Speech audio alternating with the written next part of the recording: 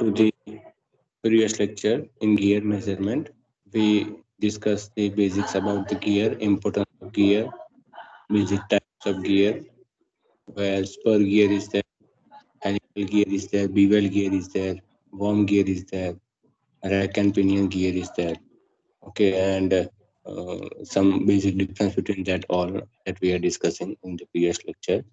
Simultaneously, we have discussed the form of two that were uh, cycloid teeth and involute teeth are there. After that, we are discussing some nomenclature of the gear tooth, and then we are proceed for the gear measuring methods. In that gear measuring method, the first method that we discussed, that is to measure the tooth thickness with the help of vernier caliper, that we discussed in the previous lecture. And if you are not able to, or you are not present on that time, then you may refer the lecture which are already shared in your group. So please refer that lecture. Simultaneously, which kind of errors are produced when we measure the gear parameters. So that is also very important. So that what we are discussing for particular lecture. If we talk about the gear tooth thickness, then gear using gear tooth one base tangent method, constant core method, and measurement overall. Today we discuss the constant core method and base tangent method.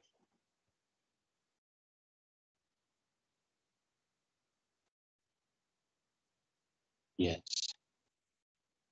this is the constant core method. At I just show, or I just want to say that in the previous method, it is in that both the caudal thickness and the caudal addendum depends on the number of teeth. So due to that, measurement of large number of gears for set with a different number of teeth involved more calculation and more time, right? So if we see in the previous method where we require the many or cumbersome calculation is there, so it is very difficult for us. So to reduce or to overcome this difficulty, we have preferred the constant core method.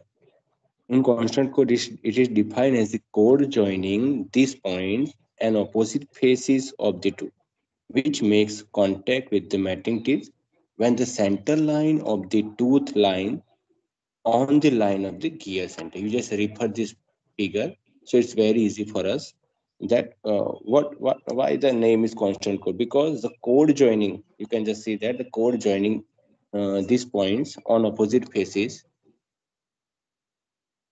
You can just refer this figure of the tooth, which makes contact with the mating teeth when the center line of the tooth when the center line of the tooth lies on the line of the center gear. Constant code of the gear is measured when the tooth flank touch the flanks of the basic rack, right? As you can see in the diagram that when we are use the, or how we are measure the constant code, where the tooth flanks touch the flanks of the basic rack. The teeth of the rack are straight and inclined to their center at a pressure angle phi. You can just see it here, the angle which is inclined at phi. The pitch line of the rack is tangential to the pitch circle of the gear. By the definition of constant code, the tooth thickness of the rack along this line is equal to the arc tooth thickness of the gear round its pitch circle. As per the gear tooth, the rack space are in contact of the flank. Yes, you can just refer the figure. I just show you with the help of figure, or in front of figure what happened. The chord is constant at this position irrespective of the gear system meshing with the rack. In this case, the contact always occur at two fixed point. Here the contact is occur at two fixed point. Consequence that is A and B. So the length of AB is known as a constant chord.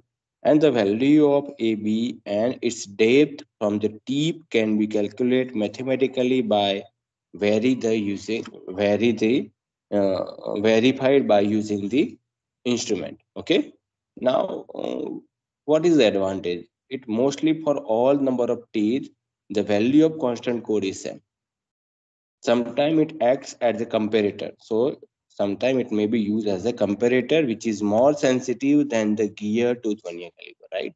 It is more sensitive than gear tooth vernier. Now there is some derivation from this figure. We are just derive one equation. Consider pitch line of rack DF, which is tangent to the pitch circle of the gear. As per the definition, the tooth thickness of the rack along this line is equal to R tooth thickness of the gear along its pitch circle. So, from the figure, you can say that DE is equal to EF is equal to arc ME, right? Arc ME. Or we can say that arc ME is equal to 1 by 4th of its circular pitch. We know that circular pitch is equal to pi m. So 1 by 4 into pi m means that dE is equal to EF is equal to 1 by 4 into pi m. Okay. And we know that the angle, I just show you that dE is equal to, yeah,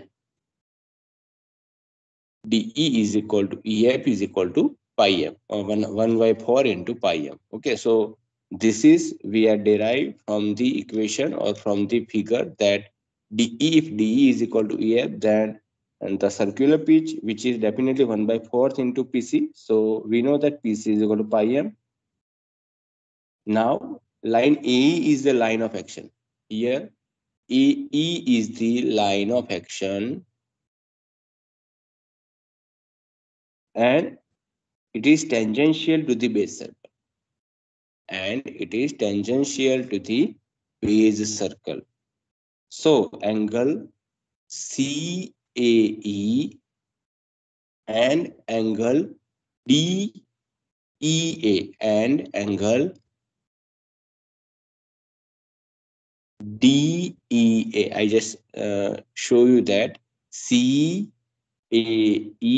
and DEA both are same, which is equal to phi. So for triangle AED, cos phi is equal to what happen? AE by DE, right? So AE is equal to DE cos phi. I just show you. So there is no any confusion. Cos phi is equal to AE by DE. So AE is equal to DE cos phi. So AE is equal to, in place of DE, we have put that pi m by 4. So AE is equal to pi m by 4 into cos phi, right? Now triangle EAC. You just refer or you just focus on the figure that we are talk about now EAC. As I discussed the about this triangle, now we are talk about the triangle EAC, where cos phi is equal to what happened? Definitely AC by AE. So AC is equal to AE cos phi, right? So in place of, and already we are defined the value of AE. You just see the value of AE. Yes, pi m by 4 into cos phi. So AC is equal to, we are getting the direct answer that AC is equal to pi m by 4. You just see here pi m by 4 into cos phi, and we know that AC is equal to AE cos phi. In place of AE, we are put pi m by 4 cos phi and another cos phi which is multiplied. So pi m by 4 into cos square phi, right? That is the value of AC. Now chord length AB. We are talk about the chord length AB. AB is equal to twice AC. So यहाँ पे क्या होगा? AB is equal to pi m by 4 into twice cos square phi. So pi m by into cos square phi. AB is equal to pi m by 4 into cos square phi. Now triangle, we are considering the triangle EAC. Now we once again focus on triangle EAC. Now sin phi is equal to C by, so CE is equal to AE by AE sin phi, right? So CE is equal to, we know that AE is equal to pi m by 4 into cos phi, right? We know that AE is equal to pi m by 4 into cos phi. Okay, and sin phi is equal to C by A. Okay, and C is equal to A by sin phi. So CE is equal to pi m cos phi into sin phi, right?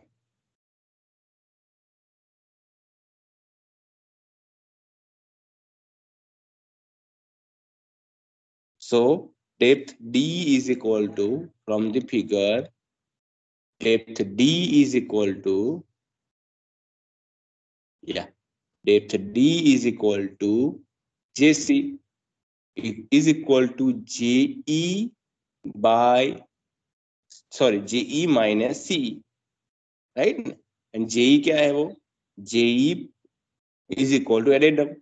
Okay, above the pitch circle, so it is called as addendum. Addendum minus C. We know very well that addendum means module. So module minus, and we are finding the value of C. Pi m by 4 cos phi sin phi. So D is equal to m minus pi m by 4 cos phi sin phi. We are taking common as a m, so we are get the value of D is equal to m in the bracket 1 minus pi by 4 cos phi into sin phi. I just show you with one small video.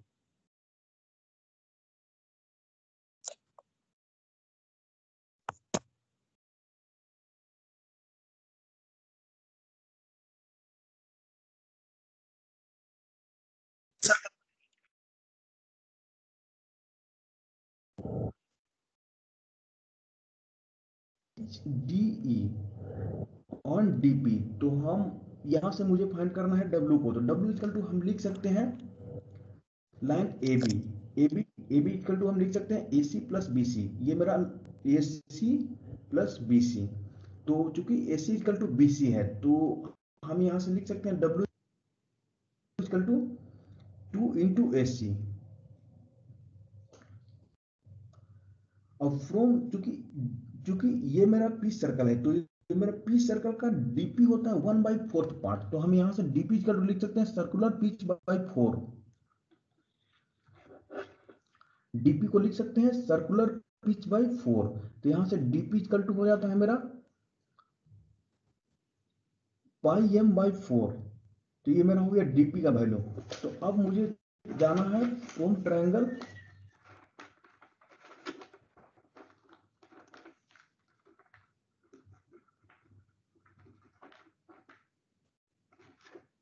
ADP में, तो ADP में, तो triangle ADP, तो यहां से हम कोस phi equal to हम लिख सकते हैं AP बाय DP, तो यहां से हम कोस फाई इक्वल टू लिख सकते हैं AP बाय DP, तो AP का वैल्यू यहां से मेरा फाइंड हो जाएगा DP इंटू कोस फाई। चूंकि DP का वैल्यू मुझे पता है, तो यहां से AP का वैल्यू लिख सकते हैं pi m by 4 into cos phi, ये मेरा हो गया AP का वैल्यू। अब हम जाएंगे, अब हम triangle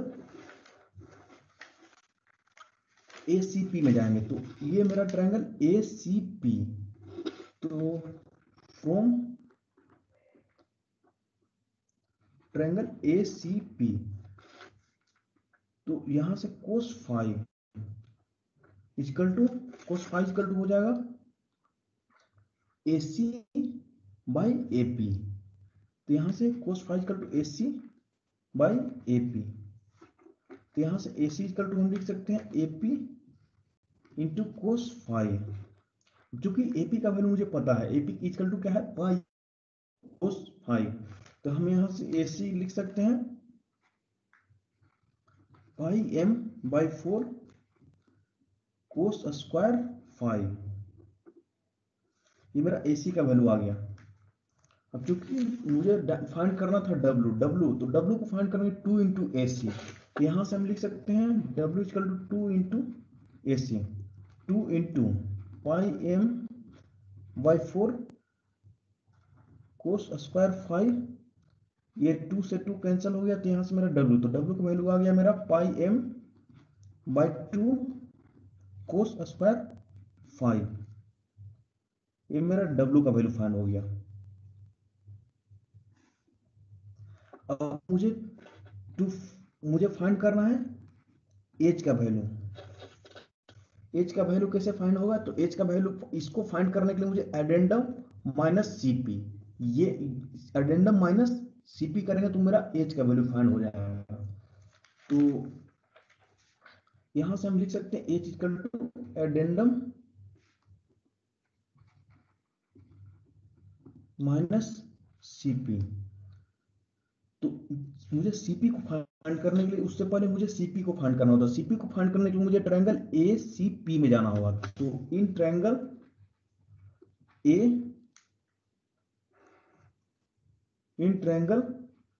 ACP,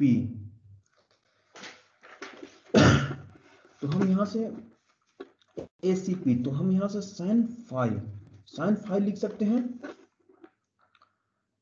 CP by AP। तो हम यहां से साइन 5 इक्वल टू लिख सकते हैं CP बाई AP। तो यहां से CP बाई AP,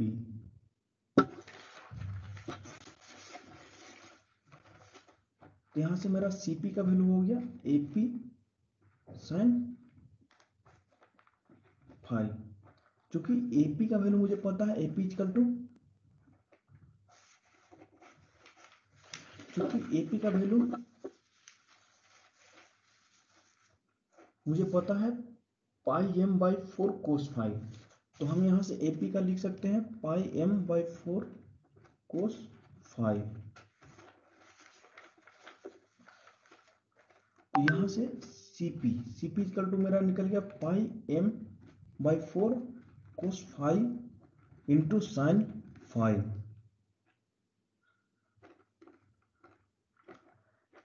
अब चूंकि एच लिखना है, तो अडेंडम माइनस CP, तो हम यहां से अडेंडम के लिए m माइनस CP का वैल्यू मुझे पता है pi m by 4 cos 5 minus cos 5 sine 5। ये मेरा एच का वैल्यू हो गया। तो यहां से हम m को कॉमन लेंगे, तो m बाहर minus 1 minus pi by 4 cos 5 sine 5। ये मेरा हो गया एज का वैल्यू, मुझे इसी को फाइंड करना था। Thanks for watching, please like share and whatever I explain you, that explain by practically way and explain by very proper way. So I just add this video. D is equal to, we are getting m in the bracket 1 minus pi by 4 cos pi sin. Okay, so this is the method to measure the tooth thickness with the help of constant code, right? In the next lecture we are discuss the base tangent method. That is also very important. So we are discussing that method in the next lecture. Okay, stay safe, stay home.